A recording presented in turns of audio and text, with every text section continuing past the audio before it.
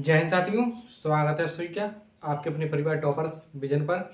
तो आज की इस वीडियो में हम बात करेंगे वीडियो री एग्जाम। जैसा कि आप सभी जानते हैं कि वीडियो री एग्जाम का रिजल्ट जारी हो चुका है डीवी के लिए, और यहाँ पर अभ्यर्थी डीवी नोटिस का इंतजार कर रहे हैं कि कब इसकी डीवी होगी और कब इसका नोटिस आएगा। तो जैसा कि हमने आपको पिछली वीडियो में बताया था कि डीवी नोटिस आपका अप्रैल में जारी हो जाएगा। इसके अलावा आपकी जो डीवी होगी अप्रैल लास्ट या मई के फर्स्ट वीक में आपकी डीवी शुरू हो जाएगी और 8 से 10 दिन इसकी डीवी चलेगी। तो ऐसा हमने उस वीडियो में बताया था और वहाँ पर हमने उसकी कट ऑफ भी बताई थी। बाकी वहाँ पर हम उसको छोड़ देते हैं। यदि यहाँ पर हम बात करें कि आज हम इस वीडियो क्यों लेकर आए हैं, क्योंकि तो आज की इस वीडियो को लाने का मकसद हमारा था कि अभ्यर्थी डीवी नोटिस का इंतजार कर रहे हैं, लेकिन कई अभ्यर्थी ऐसे हैं जिनके अभी डॉक्यूमेंट्स ही तैयार नहीं है अच्छी तरीके से कि हमें किस डेट से किस डेट का सर्टिफिकेट चाहिए, हमें कौन से डॉक्यूमेंट्स लगाने हैं। तो उनके लिए हम एक वीडियो आपके समय हमने बना रहे हैं और यहाँ पर हम एक पूरा अपने एक्सपीरियंस शेयर करेंगे कि किस तरीके से यूपी ट्रिपल एस सी में डीवी होती है, क्योंकि हमने वहाँ पर 3 डीवी कराई हैं। जूनियर असिस्टेंट की डीवी हम वहाँ पर करा चुके हैं, लेखपाल की डीवी हमने वहाँ पर कराई है और इसके अलावा हमने वहाँ पर मंडी परिषद की भी डीवी कराई है।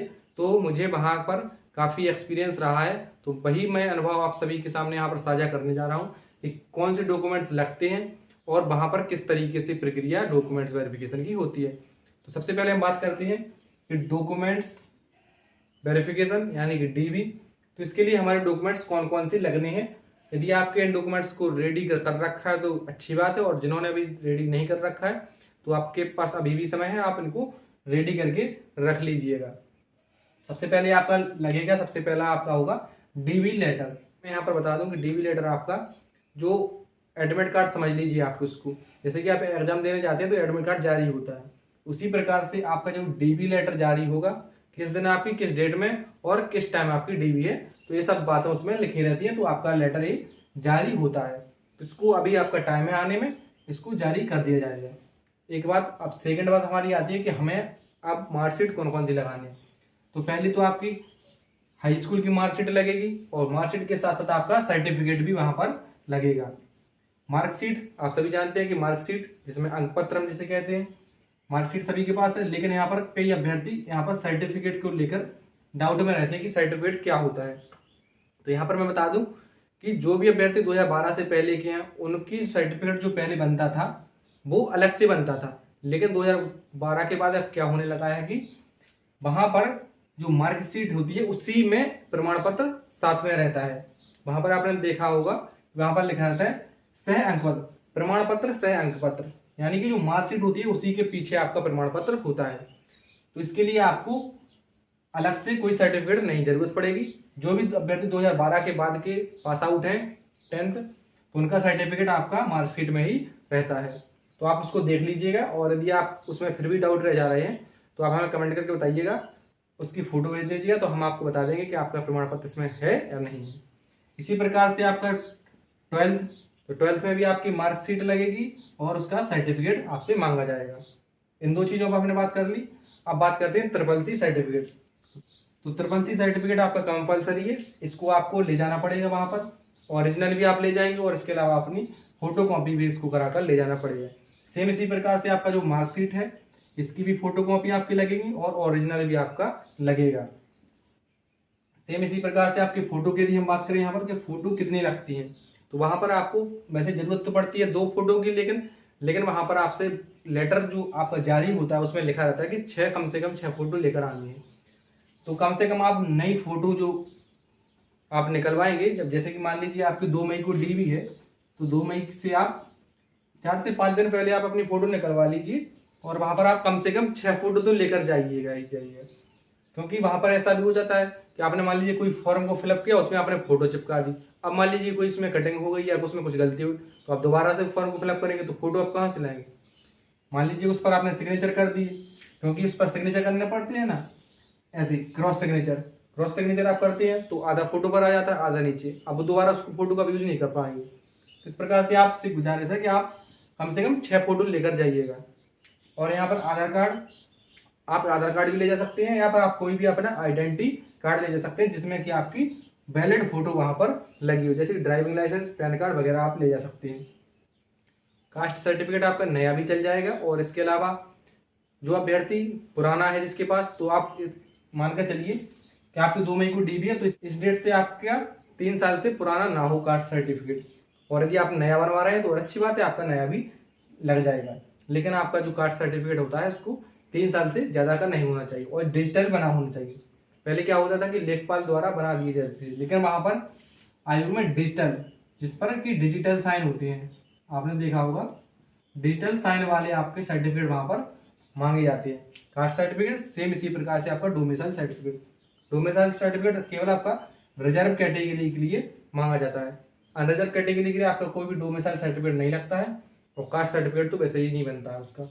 तो आपके इतने सारे डॉक्यूमेंट्स आपके लगेंगे। एक तो आपका डीवी लेटर, 10th की मार्कशीट सर्टिफिकेट, 12th की मार्कशीट सर्टिफिकेट और CCC सर्टिफिकेट, आपकी फ़ोटो, एक आइडेंटिटी कार्ड, इसके अलावा कास्ट सर्टिफिकेट और डोमिसाइल सर्टिफिकेट, इतने सारे डॉक्यूमेंट्स आपके लगेंगे।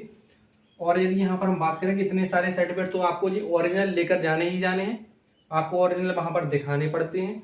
इसके अलावा इसकी आप कम से कम 3 फोटो कॉपी करा कर ले जाना पड़ेगा आपको।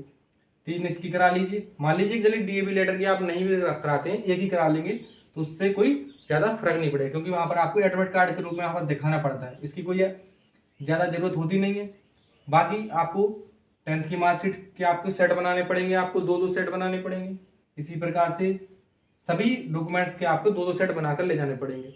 और सभी अभ्यर्थियों से गुजारिश है कि जब भी आप अपने डॉक्यूमेंट्स लेकर जाएं तो मान लीजिए कि आपने 2 सेट करके बनाकर ले गए, लेकिन आप उसमें खाली से जो फोटोकॉपी और जो प्रपत्र जो आयोग द्वारा जारी किए जाएंगे उनको आप कम से कम 2-2 करके खाली लेकर जाएं। मान लीजिए कि वहाँ पर कोई गलती हो गई, फिर आप क्या करेंगे, कहाँ जाएंगे? और आयोग के पास वहाँ पर कोई भी ऐसा नहीं है कि कोई फोटोकॉपी की दुकान हो वगैरह, तो इस प्रकार का वहाँ पर नहीं है। मैं स्वयं हमने डीवी कराई है, मुझे उसका चीज़ का पूरा अनुभव है, तो उसी को मैं यहाँ पर आपके सामने साझा कर रहा हूँ कि किस तरीके से आपकी डीवी होती है। तो ये सारे सर्टिफिकेट आपके लगेंगे।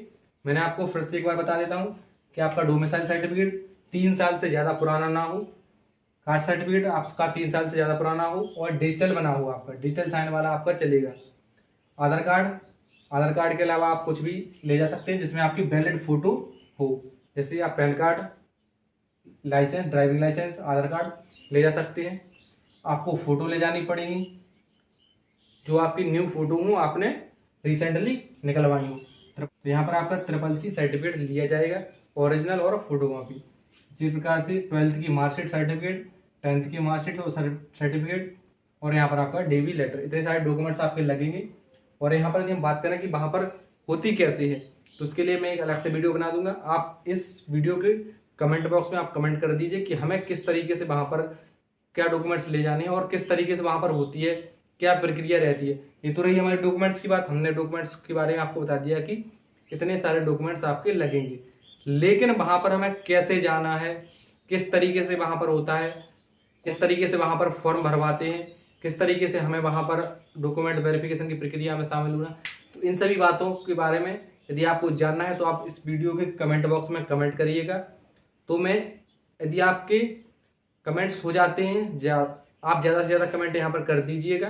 यदि आपके कमेंट्स हो जाते हैं, डाउट आदि आपके हैं, तो मैं शाम को लाइव आऊँगा। लाइव में आप डायरेक्ट हमसे बात करके पूछ सकते हैं कि हमें क्या डाउट आ रहा है, हमें क्या प्रॉब्लम है, तो उसके बारे में हम आपको संपूर्ण बता देंगे वहाँ पर कि किस तरीके से हमें डीवी को कराना है।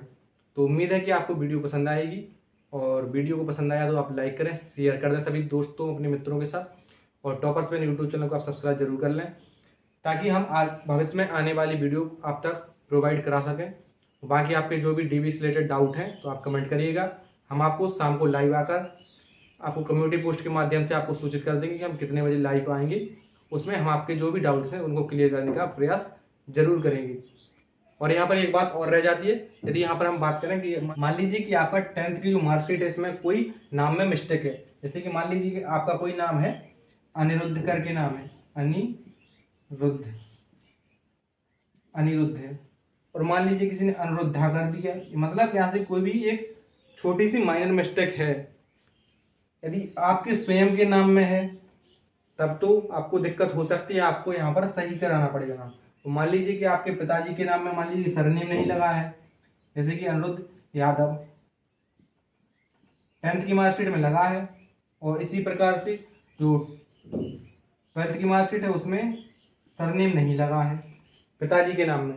आपके नाम में है यदि मिस्टेक तो आपको दिक्कत हो सकती है, और यदि पिताजी के नाम में हो, सरनेम वगैरह में कोई नाम में दिक्कत है तो वहां पर आपका एफिडेविट लग जाता है। मैं आपको एफिडेविट का फॉर्मेट भी बता दूंगा कि किस तरीके से हमें एफिडेविट बनवाना पड़ता है, और एफिडेविट का फॉर्मेट भी आपने कम्युनिटी पोस्ट पर डाल दूंगा, तो वहां से आप अपना देख लीजिएगा। तो ये रही हमारी डॉक्यूमेंट्स वेरिफिकेशन संबंधित बातें। फिर भी डाउट है यदि आपका कोई तो कमेंट करिएगा, कमेंट के माध्यम से आपका प्रयास करने का बताने का, और ज़्यादा कमेंट यदि हो जाते हैं तो फिर मैं लाइव के माध्यम से आपके सारे डाउट क्लियर कर दूंगा। उम्मीद है कि वीडियो पसंद आई होगी। वीडियो पसंद आई लाइक करें, शेयर करें, सब्सक्राइब करें चैनल को। मिलेंगे अगली वीडियो के साथ, तब तक के लिए जय हिंद, जय भारत, वंदे मातरम।